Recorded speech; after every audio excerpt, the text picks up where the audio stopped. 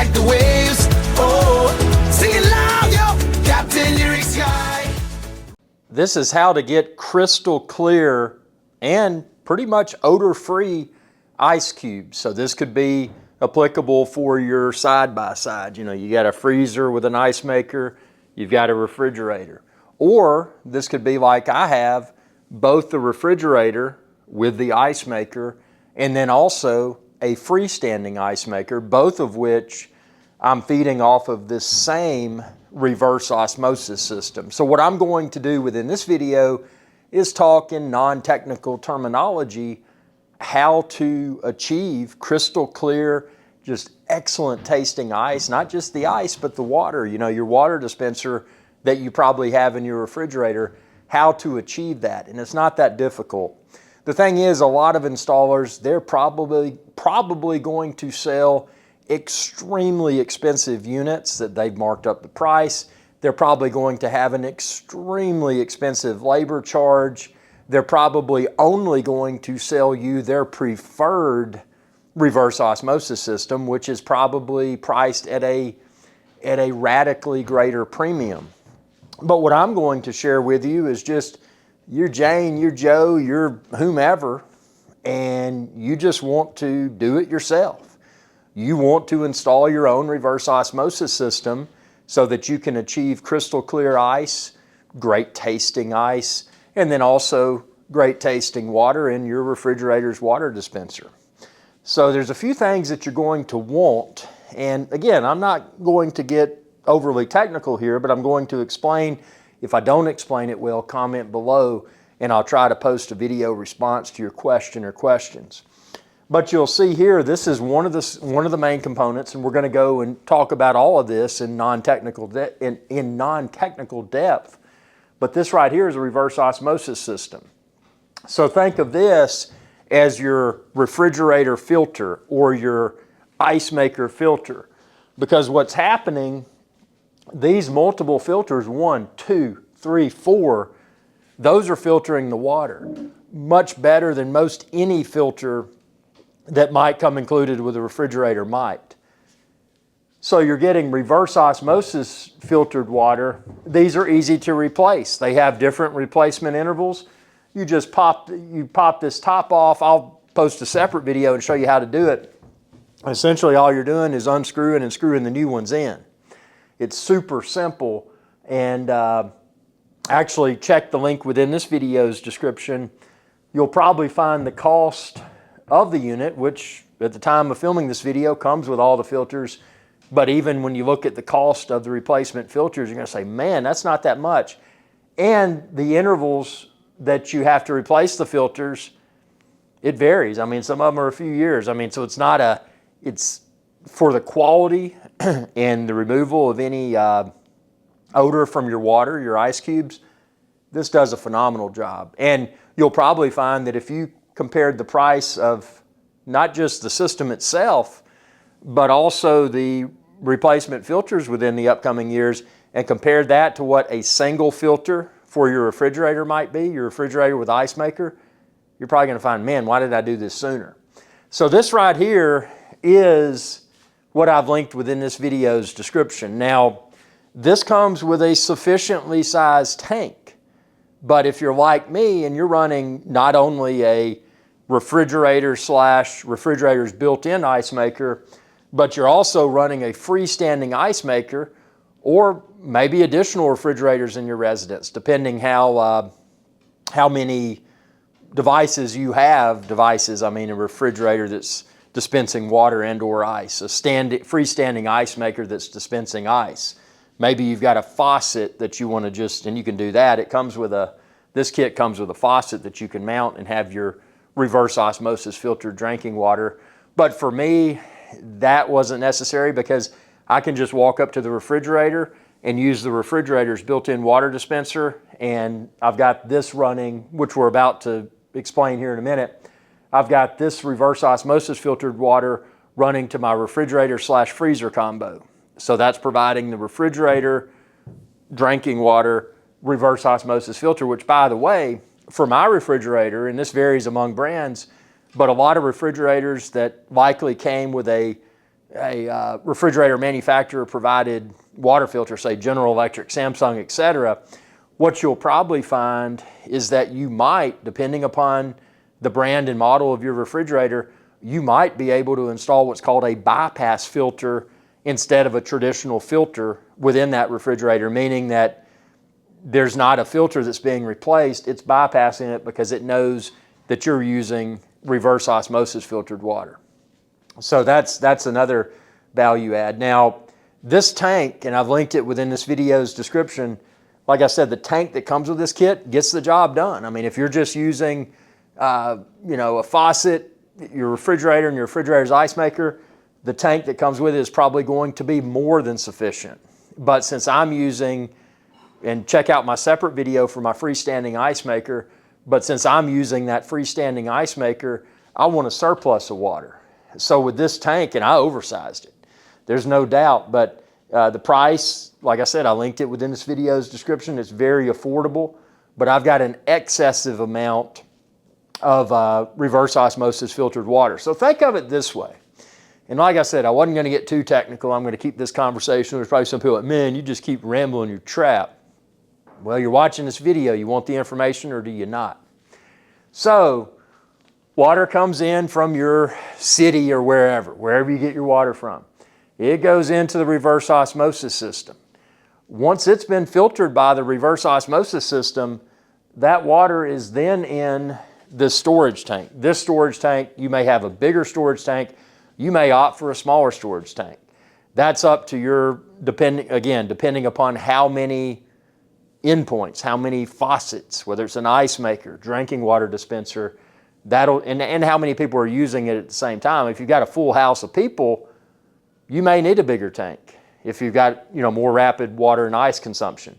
But this is way oversized for my place, and I did it on purpose. It looks cool. I mean, it's huge. But this water in here is water that has been filtered by the reverse osmosis system. So think of it as this, yes, the water is coming into your residence from the city more than likely, but once it's come in and once it's been filtered, it's being held in this tank. So when my ice maker wants water to make ice, whether it's my refrigerator's ice maker or my standalone freestanding ice maker or the water dispenser that's in my refrigerator, it is pulling that water from this tank. It's already been filtered. I mean, that's a huge tank. And so that's the best way to visualize it. Now what we're going to do, we're going to talk through, and I'll have some visuals here. Again, not technical, but just to explain it. Now, one thing worth mentioning, although I have my system installed in my basement, you may not have a basement. So you may opt to install your reverse osmosis system maybe in a cabinet below your kitchen sink. You may opt to install it, maybe you've got a cabinet beside your refrigerator/freezer combo. Maybe you're not even doing your refrigerator and freezer, you're only doing a freestanding ice maker. There's tons of flexibility there. The requirement is that wherever you mount your reverse osmosis system, obviously it's got to have, if you're getting water from the city or wherever, that water supply from the city is going to have to connect to the reverse osmosis system.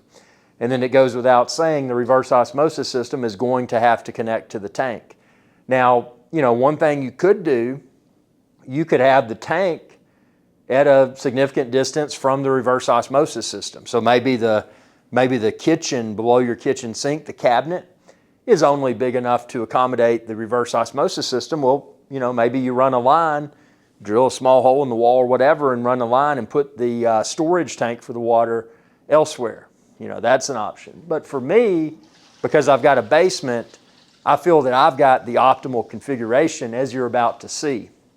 So you're looking at these lines here, and you can see, actually let me do this. Let me grab my phone, and then that way the audio's synced.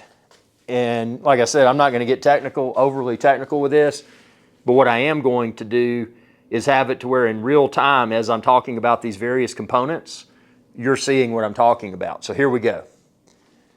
Recording now. So this is my tank.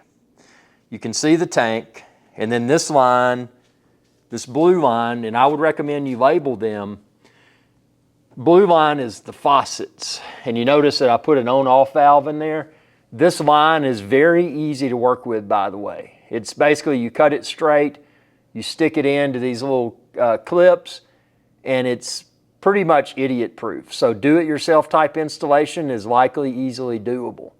So I've got the blue, which again is the filtered water. The blue is going to my faucets. This one is the drain. So as it's doing its reverse osmosis, this drain line is connecting to a drain. So you're going to need to somehow connect a line to your drain so that that wastewater from the reverse osmosis water creation is entering the drain. And then you've got another line from here, and I just call it city water. So that's the city water that's coming into the reverse osmosis system. So you've got city water coming in. You've got the faucets, which that just simply means this is water that's been filtered by the RO system, and it's going to my faucet or faucets. Mine's plural because I've got multiple faucets.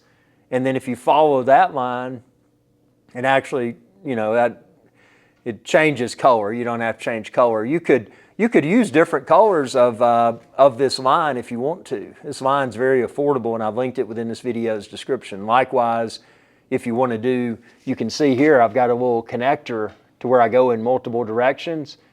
You can take that one faucet line, which just means filtered water, and then you can go to multiple endpoints. So if you follow mine, you'll see here I've got that one going up there. That's going to my refrigerator slash ice maker standing unit. Your traditional refrigerator and ice maker with drinking water spout.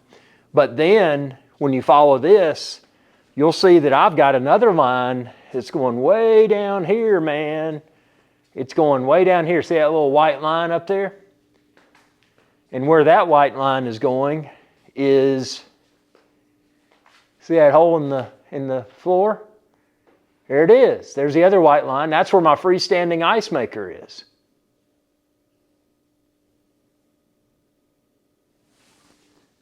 So without getting too technical, you can see how I've accomplished this. So it's not that difficult.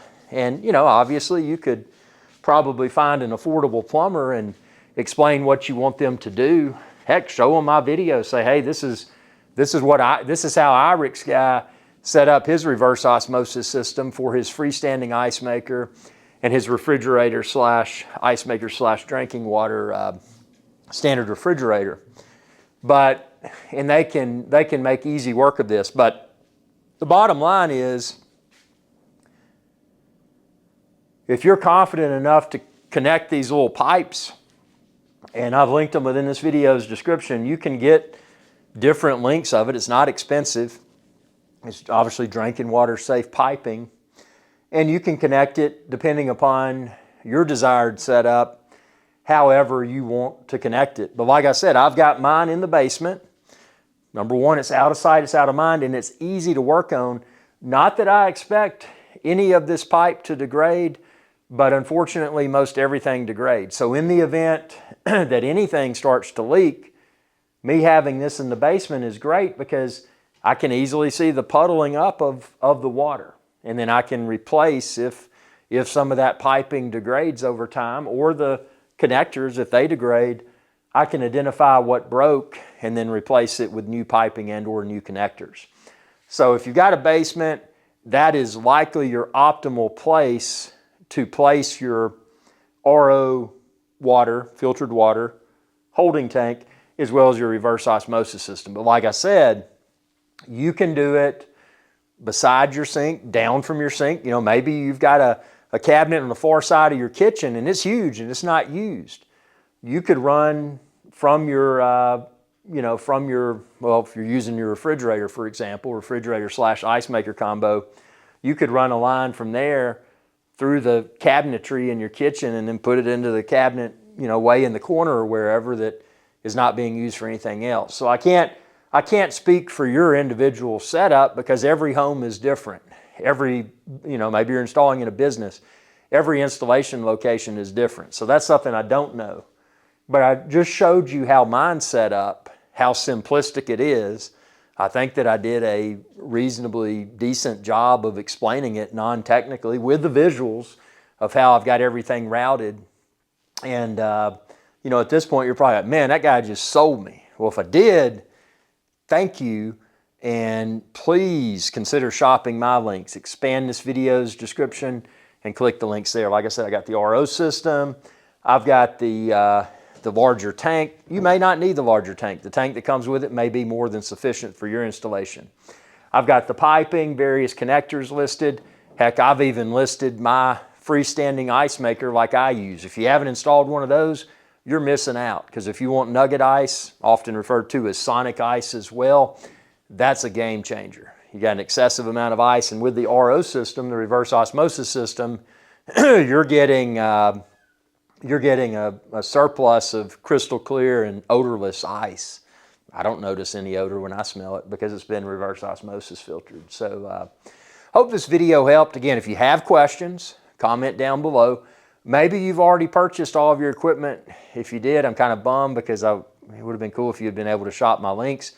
But even if you did and this video provided value, you can consider sending me a super thanks. Not required, but if this video was of tremendous value, click that thanks button down below to help to thank me for my time for filming this video, as well as enable me to create future videos as well. That helps a lot. So shop my links if you haven't already purchased your equipment. If you've already purchased your equipment and you want to be